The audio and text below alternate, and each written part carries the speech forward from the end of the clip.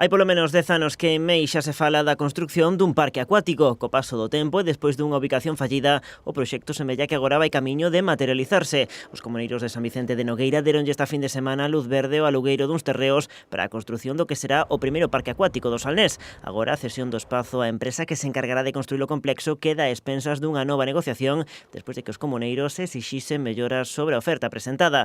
O alcalde meisino felicita os comuneiros polo proxecto e amosa todo o seu respaldo. O rexedor cree que o parque traerá á localidade unha dinámica actividade non só nos meses de calor, senón que durante todo o ano. O que pretendemos neste proxecto é vender o noso concello, vender a comarca tamén, pero facendo sempre un esforzo moi grande no que máis nos preocupa a nós, que é a naturaleza, os nosos espacios naturales, todos os recursos que nos temos turísticos, e temos unhas aulas da natureza previstas. O parque acuático situarase no espazo que antigamente ocupaban as canteiras de Penente. Queríamos ao mesmo tempo tamén facer unha recuperación medioambiental da zona, que é o que pretendemos, ademais dun proxecto deste tipo, recuperar ese terreno, non?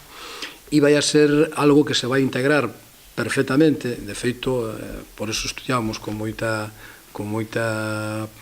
tranquilidade, paciencia e delicadeza en todo o entorno.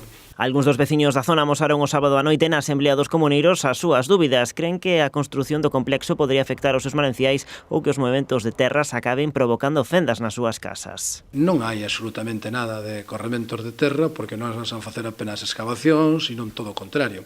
O que se vai a decentar unha zona pois para que nos ofrezca todavía máis seguridade. Esas intencións, ou mellor, alarmistas de crear un problema onde non hai, pareceme absurdo, por eso digo que cando chego o proxecto aquí, nos vamos a revisalo.